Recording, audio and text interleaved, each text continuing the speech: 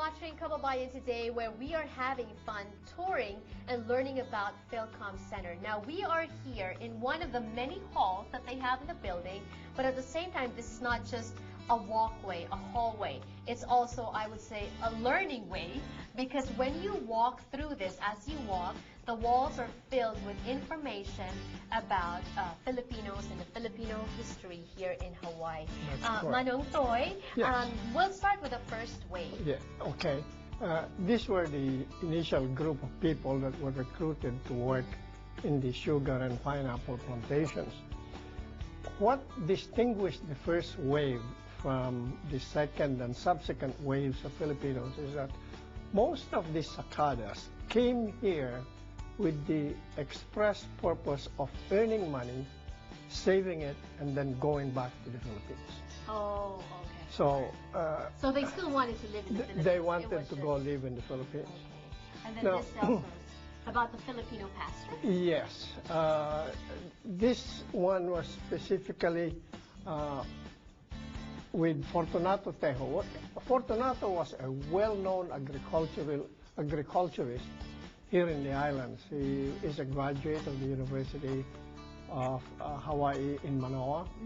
And he was one of those that got married to somebody who had also, whose parents also immigrated into Hawaii and eventually became a pastor. And as you can see here, they did have a large family, and he was one of the many people that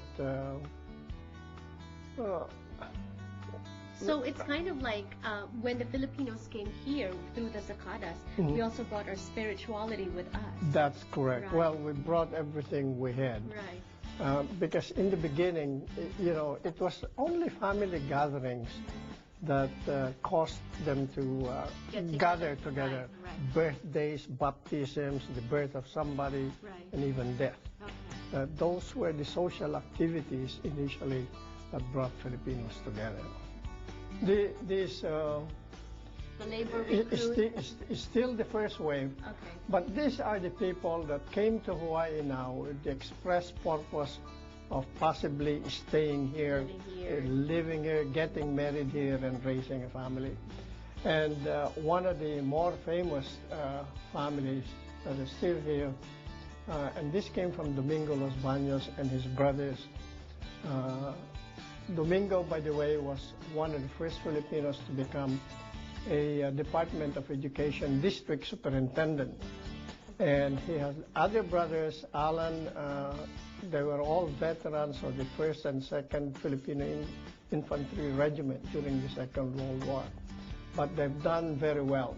This is where the Filipinos started moving, towards the professions and outside of the plantation. And assimilating yes. here. A Filipino wife, a rare breed. Now this one is who now? Vitalina Macapawa. Manibog, Gonzalo Manibog. You know, the first ever Filipino mayor of the town of Milpitas, California, is from this family. But anyway, Vitaliana Macapawa. 8 when she boarded. It's really a lot of stories here.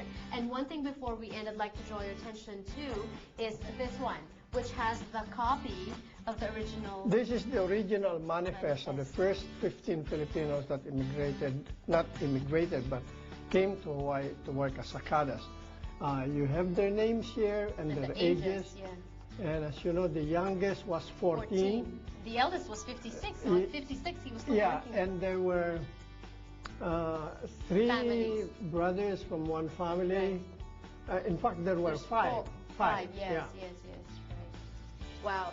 Like I told you, so many stories, and we can't talk about it all in one show. And good thing we're here for a few more days in Hawaii. We'll hopefully bring all those stories to you in the coming days. For now, mahalo, thank you. Thank you so much. Toy and Ms. Rose My Sherma pleasure. for joining us today, taking us through Philcom Center.